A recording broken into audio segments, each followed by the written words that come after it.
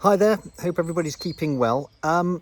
It's that time of year when spring flowers are out and about, and if you're lucky, very close by, you're going to find some primroses. Now, people overlook primroses, I think, the whole time, but I find their biology, their process of reproduction quite extraordinary, because primroses come in two different physical structures, exactly the same species, the same flower, but they are either pinnide or thrumide. Now, I'm sitting by a pinnide primrose, so I'm going to show you it right now.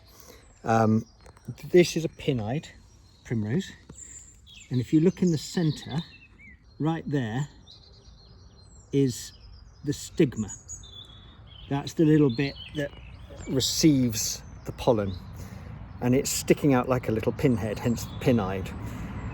The anthers, the pollen-bearing bit of the flower, are right down inside the tube of the flower, and at the very bottom is where the nectar is found. So if a bee fly or a butterfly comes along here, sticks its proboscis down inside the flower to get to the nectar, it's going to be going past pollen only halfway down, whereas its face, or part of its proboscis, is going to meet that stigma right on the pinnide bit. Now I'm going to show you the other type, which is just over here. As I say, it's the same species. These are thrumide.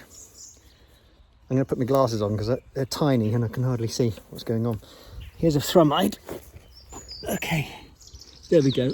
Hopefully you can see in there, that's not a pinhead, that's the anthers, and now the stigma is halfway down.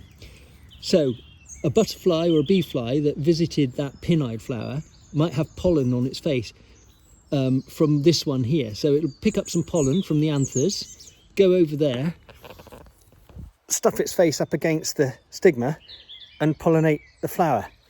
Now that is a little wildlife marvel as far as I'm concerned. And yes, it is life and it is wild, therefore it's wildlife. I know it's a flower, but all going on just in the backyard.